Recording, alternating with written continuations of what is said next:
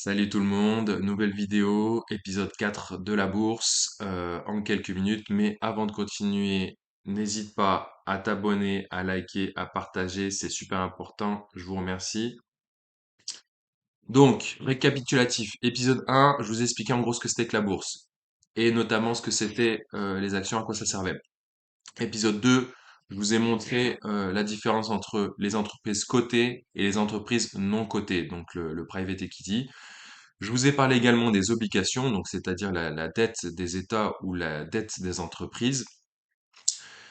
L'épisode 3, je vous ai parlé des crashs boursiers historiquement connus. Je vous ai parlé également du rendement général des actions, que ce soit aux États-Unis ou en France. Je l'ai comparé au rendement des obligations et au rendement de l'or. Mais ceci, il faut les comparer à ce qu'on appelle l'inflation. C'est hyper important de tenir compte de l'inflation. L'inflation, c'est quoi? C'est une augmentation générale et durable des prix. Et ça se traduit tout simplement par la perte du pouvoir d'achat. Je m'explique. En exemple, en 2015, vous gagnez 100 euros, vous ne les touchez pas. Vous pensiez acheter 100 euros de nourriture, d'alimentation en 2015. Vous décidez de pas l'acheter tout de suite, ce panier d'aliments, et vous attendez 2023. Et en 2023, vous pensiez acheter toujours ce même panier qui valait 100 euros en 2015, et bien cette fois-ci, il vaut plus 100 euros. Il vaudrait 131 euros. Donc vous voyez, plus 31% d'inflation. Donc c'est ça l'inflation en pratique. C'est hyper important à en tenir compte parce que justement, quand on compare le rendement des actions aux autres produits, on va dire financiers, que ce soit l'immobilier, l'or, les obligations, les livrets réglementés, et ben pourquoi les gens s'intéressent de plus en plus s'intéressent surtout aux actions? Bah, tout simplement parce que si on gagne de l'argent, on décide de les placer dans un livret A notamment, et ben vous allez voir que le livret A il va vous rapporter 2 à 3% en fonction des années. Donc là actuellement je crois qu'on est à 3% par an pour le livret A d'intérêt, de rendement. Donc vous allez me dire c'est sécurisé, c'est pas imposé, c'est très bien. Sauf que si vous avez une inflation à 6%, et ben votre argent qui dort sur ce compte, il va vous rapporter 3%, mais en fait vous êtes perdant parce que, comme je vous disais, cet argent, eh ben, il perdra de sa valeur puisque l'inflation, elle aura pris 6%. Et donc je rebondis sur ce qu'on appelle les banques centrales, l'inflation, les taux d'intérêt, les taux directeurs.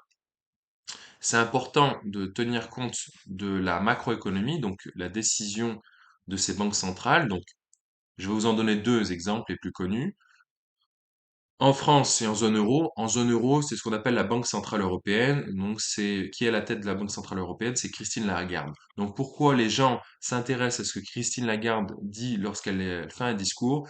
Tout simplement parce qu'elle a un peu le pouvoir sur l'inflation, les taux directeurs, nos crédits immobiliers, enfin tout ce qui est taux d'intérêt.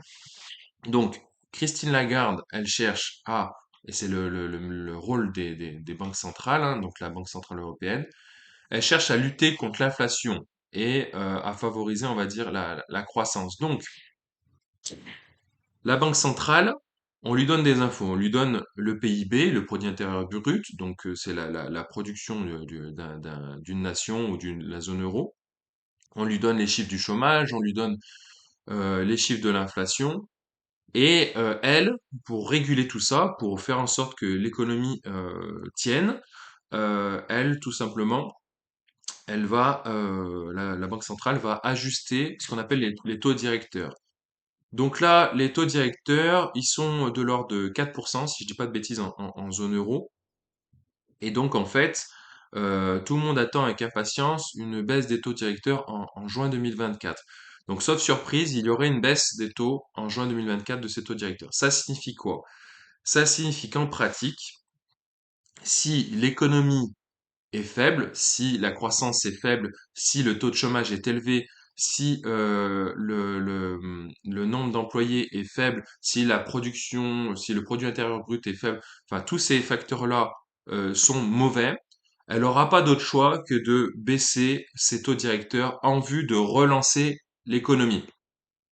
Donc c'est pour cela que les gens attendent cela. Et donc, en baissant les taux directeurs, c'est ce qui s'est passé pendant la crise Covid.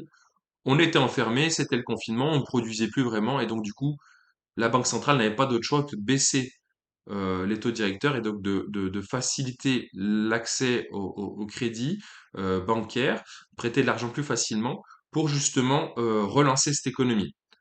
À l'inverse, lorsque l'inflation est trop élevée, donc c'est ce qu'on a actuellement, donc je rappelle l'objectif des pays, que ce soit l'Europe ou les États-Unis, enfin, les banques centrales souhaitent avoir ce qu'on appelle une inflation de plus 2% par an. Si c'est trop élevé, et ben justement, on va prendre des mesures pour baisser cette inflation. Et donc, qu'est-ce qu'on fait? On avait augmenté les taux. C'est pour ça que pendant le Covid, plus de productivité, plus de l'économie à genoux. Donc, on a baissé les taux au maximum pour justement lancer cette économie. Et malheureusement, ça a créé de l'inflation en relançant cette économie. Et donc, du coup, les produits sont devenus tellement chers donc que les gens, bah, n'étaient plus capables de remplir leur panier de courses, etc. L'essence était chère, l'électricité, le gaz. Donc tout cela était cher, donc c'est ce qu'on appelle l'inflation, et donc c'est mauvais hein, pour l'épargnant, l'inflation, hein. C'est une chose mauvaise, il faut bien le garder en tête. Et bien donc du coup, elle n'a pas eu d'autre choix, les banques centrales n'ont pas eu d'autre choix de monter les taux, et donc c'est pour ça qu'on a les taux tels qu'on les connaît aujourd'hui. Et donc on se dit, putain, c'est la galère, les taux sont trop élevés, on peut rien faire. Oui, mais c'est dans un but salvateur en fait. C'est pour justement retrouver une normalité, c'est-à-dire une baisse d'inflation proche des 2%. Donc là actuellement, ceux qui suivent l'inflation elle est à 2,4% en zone euro, et donc on se rapproche des 2%. Et donc c'est une bonne chose pour tout épargnant que nous sommes, mais c'est également une bonne chose pour le marché action qui a déjà anticipé ces baisses, des fois à tort, des fois à raison. Pourquoi? Parce que tout simplement, si les taux d'intérêt baissent, les entreprises vont pouvoir emprunter plus facilement de l'argent et donc vont pouvoir mieux se développer et donc du coup générer de la croissance et générer des profits. C'est pour ça que les actionnaires, lorsqu'ils entendent que les banques centrales comme Christine Lagarde ou Jérôme Powell aux États-Unis avec la Fed, F-E-D, eh bien, quand ils disent de bonnes choses, eh ben, ils sont contents et donc du coup, ils achètent pas mal d'actions et donc la bourse, elle monte. Donc, vous l'aurez compris, inflation élevée égale taux directeur élevé égale marché action plutôt en baisse, mais économie plus ou moins forte. Inflation élevée, baisse du pouvoir d'achat. Et donc, du coup, une fois que cette inflation est contrôlée et jugulée, on peut envisager de nouveau une baisse des taux d'intérêt.